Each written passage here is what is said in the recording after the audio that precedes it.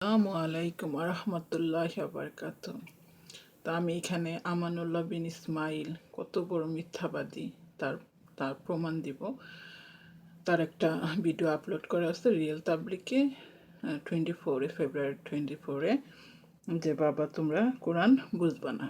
তো এটা আমি পাক কালামের আয়াত দিয়েই আপনাদের প্রমাণ করব যে উনি কত বড় মিথ্যাবাদী।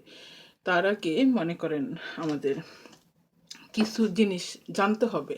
যেমন এরা আমাদের বেদাতি বলতেছে আমরা কবর পূজারি, পীর পূজারি, তারপরে এরা হলো কোরআন সুন্নাহর অনুসারে এরা সঠিক দল, সহি দল। কিন্তু পাক কালাম কি বলতেছে সেটা একটু জানি। পাক কালাম বলতেছে যে একদল মুমিন, এই মুসলমান আমরা আপনারা কোরআন সুন্নাহর অনুসারী যারা বলতেছেন তারাও মুসলমান, আমরাও মুসলমান। কিন্তু এটা হলো ভাগ কইরা দিছে তারা তারা কোরআন সুন্নাহর অনুসারী, আমরা বেদাতি। কিন্তু এদের কথা তো শুনলে হবে না, আমাদের শুনতে হবে আল্লাহ আমার আল্লাহ কি বলতেছে, আমার হাবিব সাল্লাল্লাহু আলাইহি সাল্লাম কি বলতেছে। ধ্যান পাক কালামে এই মুসলমানের মধ্যে দুইটা দল, একটা হলো মোমেন আর একটা মুনাফিক। এখন একটুখানি মুনাফিকদের এত এত আয়াত আমি যখন যদি আল্লাহ বলতে দেয় কন্টিনিউ মুনাফিকের এক একটা আয়াত ধইরা ধইরা আপনাদের বলবো। তো এখন কয়েকটা আয়াত এখানে বলতেছি। এটা সূরা মুনাফিকুনে ৬৩ নম্বর সূরা প্রথম আয়াতটাই দেখেন। মুনাফিকরা যখন আপনার কাছে আসে তারা বলে আমরা সাক্ষ্য দিছি যে আপনি আল্লাহর রাসূল, আর আল্লাহ জানে যে নিশ্চয়ই আপনি তার রাসূল এবং আল্লাহ সাক্ষ্য দিচ্ছেন মুনাফিকরা অবশ্যই মিথ্যাবাদী। তার মানে খুব ভালো করে খেয়াল করেন, এইখানে মুনাফিকরা রাসূলকে মানতেছে কিন্তু সেটা আমরা দেখতে পারবো না। আল্লাহ অন্তর্যামী দীক্ষা আল্লাহ সাক্ষ্য দিচ্ছে মুনাফিকরা মিথ্যাবাদী, কিন্তু আমরা সাধারণ মানুষ ধরতে পারবো না। তারপরে দেখেন এই ৩ নাম্বার আয়াতে এইটা এই কারণ যে তারা ঈমান আনার পর কুফরি করেছে, ফলে তাদের অন্তরে মোহর মেরে দেওয়া হয়েছে, তাই তারা বুঝে না। এরা ঠিকই ঈমান আনছে কিন্তু কুফরি করছে, আর এর জন্য তাদের অন্তরে মোহর মেরে দেওয়া হয়েছে। সেজন্য মনে করেন তারা তারা বুঝে না। এখন দেখেন মুনাফিকের আরো আরো আর দুইটা আয়াত পড়ার পরে আপনাদের মূল আলোচনায় যাইতেছে।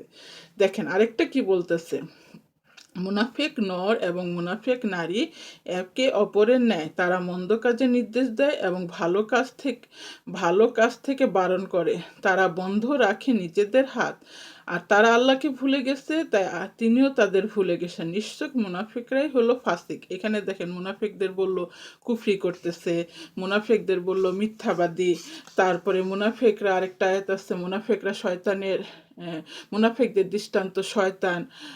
তারপর আরেকটা আছে যে মুনাফিকরা শয়তানের ভাই এখানে বলতে এই কাফেরদের ভাই না, এরকম বহু আয়াত আছে। এখন দেখেন এই যে মুনাফিকরা যে আপনার ধরতে পারবেন না, দেখেন এরা কিন্তু বহুদিন মুনাফিকি করছে, আল্লাহ কিন্তু তাদের প্রকাশ করে নেয়। এখন দেখেন সেটাও আল্লাহ কি সুন্দর বলে দিচ্ছে যে মুনাফিকরা ভয় পায়, পাচ্ছেন না এমন কোন সূরা তাদের ব্যাপারে অবতীর্ণ হয়ে যায় যা তাদের অন্তরের কথা মুমিনদের জানিয়ে দেয়। খুব ভালো করে খেয়াল করেন যে মুনাফিকি করতো তারা জানতো কিন্তু তারা সবসময় ভয় পাইতো যে এমন কোনো সূরা নাজিল হয়ে যায় যে তাদের অন্তরের কথা মুমিনদের জানায় দেয়। তো সেই জন্য আপনার প্রথম থিং আপনার থাকতে হবে, যদি মুনাফিকদের চিনতে চান আপনি আপনি এরাও বলতেছে কোরআন সুন্নাহর অনুসারে আমরা বিদাতি, এই দুইটা ওকে ওদের কথাই রাখেন, কিন্তু আপনার অনুরোধ আপনার একটু এই পাক কালাম স্টাডি করেন। হ্যাঁ আমরা অনেক মনে করেন আজকে কোটি কোটি বাংলার মানুষ আমরা আরবি পড়ি নাই, জানি না, কিন্তু অ্যাটলিস্ট তো এখন আল্লাহ কত আমাদের জন্য এহসান করছেন, এখন বাংলা বাংলা অনুবাদ করা কোরআন আসছে, আপনি একটু পড়ে দেখেন। যে এখন দেখেন আমি তো বললামই যে মুনাফিকরা কাফের, মুনাফিকরা কুফরি করা, মুনাফিকরা মিথ্যাবাদী, মুনাফিকরা তারপরে শয়তানের ভাই, মুনাফিকদের দৃষ্টান্ত শয়তান। তো এখন দেখেন এই যে উনি একটা ওইখানে একটা আয়াত বলে, আয়াতের নাম্বারটা বলে নাই, যে আল্লাহর কোরআন পড়বা আর যারা অলি আল্লাহদের অনুসরণ করবা তারা কি জানি বলছে, আমি আমি জানি না এরকম কোনো স্পষ্ট আয়াত আছে কি না, আমি এই পর্যন্ত পাই নাই। আমি আবার এটাও বলতে পারবো না আমি সব পড়ছি, আমি ঠিকমতো এখন আমার পুরা কোরআন বাংলা ইভেন এখন ঠিকমতো সব পড়া হয় নাই। আল্লাহর যখন দরকার হয় আমার যে আয়াতটা লাগে সেটা আল্লাহ আমার সামনে আইনা দেয়। যাই হোক, তো এখন দেখেন এখন এই কোরআনে আবার দেখেন কি বলতেছে যে আল্লাহ সূরা বানী ইসরাইলে 82 নাম্বার আয়াত, 82 নাম্বার আয়াত, আর আমি এই কোরআনে এমন বিষয় নাজিল করেছি যা মুমিনদের জন্য আরোগ্য এবং রহমত। খুব ভালো করে খেয়াল করেন, এই কোরআন শুধু মুমিনরাই বুঝবো, মুমিনদের জন্য আরোগ্য এবং রহমত, কিন্তু তা জালিমদের জন্য কেবলই ক্ষতি বৃদ্ধি করে। এখন এই জালিমরা কি মুসলমানের মধ্যে আছে, তারাই কোরআন পড়বে, আর এই কোরআনই পাক কালামই তাদেরকে আবার দেখেন ক্ষতি বৃদ্ধি করবে। এখন খুব ভালো করে করেন, মুমিনদের জন্য আরোগ্য এবং রহমত, তাহলে এই কোরআন বুঝবে মুমিনরা। এখন দেখেন আমি কিছু আকীদা আপনাদের সামনে দিব কোরআন থেকে। এখন দেখেন সেই আকীদাগুলা, এটা মুমিনদের আকীদা এবং মুমিনদের বিপরীতে এখন যে কোরআন সুন্নাহর আকীদা, তাদের আকীদা, এই দুইটা জিনিস আমি এখন পাক কালাম দিয়ে আপনাদের প্রমাণ করব। যদি আপনার কাছে মনে হয় যে গ্রহণযোগ্য, তাহলে ফার্স্টে ভাববেন যে না, এরা মুমিন হইতে পারে না। দেখেন মুমিনদের কথা কি বলছে। আল্লাহ বলছে সূরা আহজাবে, নবী মুমিনদের কাছে, এখানেও খুব ভালো করে দেখেন, মুমিনদের কাছে তাদের নিজেদের চেয়ে অধিক ঘনিষ্ঠ, কোনো জায়গায় আছে নিজের জানের চেয়ে নিকটে আর কি, নিজেদের মানে কি, আমাদের জান হইতো, আমাদের আত্মাটা চলে গেলেই তো সব, আত্মাটাই তো আমাদের জান না, তাদের জানের চেয়ে অধিক ঘনিষ্ঠ। এখন দেখেন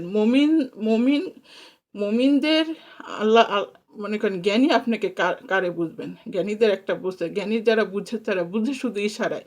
এই মনে করেন আমাদের এই এই যে যারা এখন এই আয়াতগুলা দেখা যায়, যারা একেবারে অজ্ঞ বুঝবে না, তাদেরকে আল্লাহ কিছু সহজ করে দেয়। মুমিনরা জানে যে যারা ইশারায় বুঝে ফেলবে, সেই জন্য তাদের আয়াতগুলা স্পষ্ট করা না। এখন দেখেন আমরা কি জানি যে আল্লাহর নাম হলো রাব্বুল আলামিন। আলামিন মানে সারা জাহান, সারা পৃথিবীর রব। আর আমরা আল্লাহই তার হাবিবের নাম দিছে। খুব ভালো করে দেখেন, হাবিব কিন্তু নিজের ক্ষমতায় না, টোটালি আল্লাহর ক্ষমতায়, কিন্তু তাকে আল্লাহ যা করতে পারেন সেটা তারে যা করান, এবং যেটা তারে যা করাইতে মন চায় সেটা করান, যেটা করাইতে মন চায় না করেন নাই। কিন্তু সে আমাদের মতো না, তার আল্লাহর নির্বাচিত। তার নাম দেখেন দিছে যে রহমাতাল্লিল আলামিন। আল্লাহ হলো সারা জাহানের রব, আর রহমাতাল্লিল আলামিন মানে সারা জাহানের রহমত। আর এইটার থেকে আমরা বুঝি যে রব দান করে, রহমত বন্টন করে, এবং এই হাদিসটা স্পষ্ট আছে। আমি তো আগের আমার বয়ানগুলো শুনলে বুঝবেন যে আপনি মানেন না মানেন সেটা আমার কথা না, কিন্তু হাদিসে আছে যে আল্লাহর রাসূল বলতেছে যে আল্লাহ দেন, আমি তা বন্টন করি। তার মানে এই দুইটা নামের থেকেও বোঝা যাইতেছে যে রাব্বুল আলামিন সারা জাহানের রব, রহমতাল্লিল আলামিন এই সারা জাহানের রহমত। আর এইটা দেখেন, এটা প্রুভ করার জন্য আরেকটা ঘটনা, এইটা আপনারা যদি হাদিস কোরআন ঘাটেন, এটা কেউ অস্বীকার করতে পারবে না। এটা মনে সহি হাদিসই আছে, যখন তাবুকের যুদ্ধের জন্য মনে হয় সম্ভবত গনিমতের মাল সংগ্রহ করা হইতেছিল, যে তখন এর অবস্থা খুব একটু শোচনীয় ছিল, তেমন মনে করেন তখন দয়ালনবী সবাইকে দান করার জন্য বলল, তো সবাই মনে করেন নিয়ে আনার জন্য গেল। তো কোনো সময় হজরত ওমর রাদিয়াল্লাহু আনহু দানের দিক দিয়ে হজরত আবু বকর রাদিয়াল্লাহু আনহু থেকে বড় হইতে পারতেন না, কিন্তু এইবার তিনি জানেন যে তার কাছে দেওয়ার মতো কিছুই নাই। তো তার বিশ্বাস ছিল যে এইবার সে তার থেকে বেশি বড় দান করতে পারবেন। তখন মনে করেন সবাই এসে দিয়া ফেলছে, এখনো আবু বকর রাদিয়াল্লাহু আনহু আসতেছেন, আর আমার হাবিব খালি তাকায় দেখতেছেন যে কেন এখনো আসতেছে না। সে আসবে কিভাবে, তার ঘরে তো কিছু নাই, তার ঘরে নিজের কাপড় চোপড় সহ ঘরের যে তেনাগুলা এইগুলো, এবার নাকি চুলার ছাই পর্যন্ত, যে কেন আনছেন, যে শহীদরা যখন কাইটা যাইব ছাই দিয়া রক্তটা বন্ধ করার জন্য সেগুলো নিয়ে আসছেন, কিচ্ছু ঘরে রেখে আসেন নাই। যখন আমার হাবিব সাল্লাল্লাহু আলাইহি সাল্লাম জিজ্ঞেস করলো যে তুমি তোমার ঘরের জন্য কি রেখে আসছো, তখন এটা খুব ভালো করে দেখবেন আপনারা, সে বলছে আমি আল্লাহ এবং আল্লাহ রাসূলকে রেখে আসছি। এখন দেখেন আল্লাহ রাসূল তার সামনে, সে তার ঘরে যায় কেমনে, আর ওই রাসূলকে রেখে আসা আর আল্লাহর সাথে রেখে আসা মানে কন্টিনিউ। কারণ মুমিনরা জানে, ওই যে বললাম যে আল্লাহ রাব্বুল আলামিন, আমার রাসূল রহমাতাল্লিল আলামিন, তো তো জানেন যে আল্লাহ দিবেন, রাসূল বন্টন করবেন। তো সেই আল্লাহ যেইভাবে সারা জাহানে আছেন, সেইভাবে রহমত স্বরূপ আমার হাবিব সারা জাহানে আছেন। আর এই জন্যই উনি ওই কথাটা বলছেন যে আল্লাহ এবং আল্লাহ রাসূলকে সে রাইখে আসছেন। তারপরে দেখেন, আর তো বললই যে মুমিনদের জানের চেয়ে নিকটে। এখন কি এই জমানায় মুমিন নাই? তাহলে এই জায়গা এরা যে এই যে যা কোরআন সুন্নাহর অনুসারীরা বলে যে আল্লাহ রাসূল মারা গেছে। এখন যদি মারাই যায় তাহলে আল্লাহ কেন এই কোরআনে এই আয়াতটা দিবে?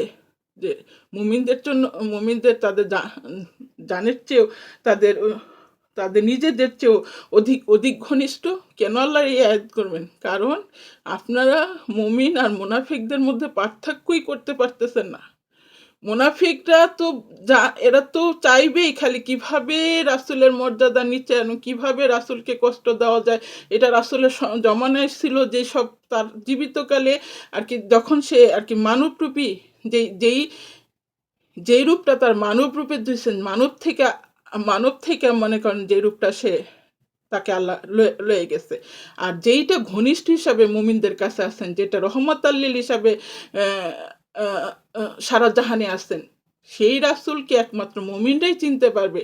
এটা মুনাফিকদের বুঝার মতো এদের এই জ্ঞান নাই, এটা আল্লাহ দেয়ই নাই। আর সেই জন্যই বলছে যে এই এই কোথায় যে আমি এই কোরআনে এমন বিষয় নাজিল করছি যা মুমিনদের জন্য আরোগ্য এবং রহমত, এবং জালিমদের কেবলই ক্ষতি বৃদ্ধি করবে। তাহলে এই কোরআন মনে করেন মুমিনরাও পড়বে, কাফেররাও, এই মুনাফিকরাও পড়বে, কিন্তু মুনাফিকরা এর থেকে মনে করেন কোনো উপকারই পাবে না, বরং এদের ক্ষতি হবে। আর মুমিনরা এর থেকে মনে করেন এটা তাদের জন্য রহমত এবং আরোগ্য দান করবে। তো এইগুলো মুমিন এবং মুনাফিকদের একটুখানি পরিচয়। এখন দেখেন মুনাফিকদের, সূরা নিসার 115 নম্বর আয়াত। আর যে ব্যক্তি রাসূলের বিরোধিতা করবে তার কাছে সৎপথ প্রকাশিত হওয়ার পর এবং মুমিনদের পথ ছেড়ে অন্য পথ অনুসরণ করবে, অবশ্যই আমি তাকে সেদিকে ফেরাবো যেদিকে সে ফিরে যায়, আর তাকে জাহান্নামে জ্বালাবো, তা কতই না নিকৃষ্ট গন্তব্যস্থল। এই আয়াতটা এত এত ইম্পর্টেন্ট, সূরা নিসার 115 নম্বর আয়াত। এটা গবেষণা করেন, আপনি আল্লাহর কাছে এটা বুঝতে চায়েন, আল্লাহ দেখেন আপনার মাথায় মনে হবে জ্ঞান ঢাইলা দিতেছে। এই আয়াতটা বলছে কি, যারা রাসূলের বিরোধিতা করে এরা কিন্তু কাফের, আপনার তো পরিচয় দিলামই, মুনাফিকরা রাসূলের মানে, কিন্তু উপরে আল্লাহ বলছে মিথ্যাবাদী, তার মানে এরা বিরোধিতা করে, সেটা আমরা ধরতে পারবো না, সেটা বাদ দেন। তারপরে দেন এবং মুমিনদের পথ ছেড়ে অন্য পথ অনুসরণ করবে, আমি অবশ্যই সেদিকে ফেরাবো যেদিকে সে ফিরে যায়। এখন দেখেন মুমিনদের পথ কি ছিল। মুমিনদের আপনি এই নজদির আগ পর্যন্ত, হ্যাঁ ইবনে তাইমিয়া কিছু কিছু বেদাকিদা আনছে, কিন্তু নজদির মতো না। নজদির আগ পর্যন্ত প্রত্যেক মুমিন বিশ্বাস করত যে আল্লাহ হাবিব জীবিত, তিনি হায়াতুল নবী। তার মানে মুমিনরা কিন্তু বিশ্বাস করত। আর এই নজদি আসার পরে এই এই পুরা একদম নবীকে মৃত বানায়, বড় ভাই বানায়, নাও একের মাটির সাথে মিশায় বসে রোজা উঠাই দিতে চাইছিল। তাহলে কি করলো? সে মুমিনদের পথ ছেড়ে অন্য পথের অনুসরণ করবে। এখন সে এই নজদি একটা পথ বানাইলো, আর এই নজদির পথে এখন যারা অনুসরণ করতেছে, আমি অবশ্যই তাকে সেদিকে ফেরাবো যেদিকে সে ফিরে যায়, আর তাকে জাহান্নামে জ্বালাবো, তা কতই নাই নিকৃষ্ট স্থান। এখন যাদের আকীদা দেখেন, আপনি যদিও বলেন এগুলার ব্যাড, কিন্তু নজদির আগে যান, নজদির জন্মের আগে যান, 1700 সালের আগে যান। আর এদিক দিয়ে ভারতবর্ষের এই যত ফেতনা ফেসাদের দল তৈরি হয়েছে, কি বলে দেওবন্দ থেকে এই আস্তে আস্তে বেদাকিদ আসতে থাকলো, এদেরও এখান থেকেও 17 সালের আগে যান, সবার আকীদা এক পাবেন। তো এখনও এখানে আমি মিথ্যাবাদীটা প্রমাণ করতে নেক্সট ভিডিওতে বলবো, কারণ আমার 15 মিনিট হয়ে গেলে আমার এটা শেষ করতে হয়। তো এই আমানুল্লাহ বিন ইসমাইল যে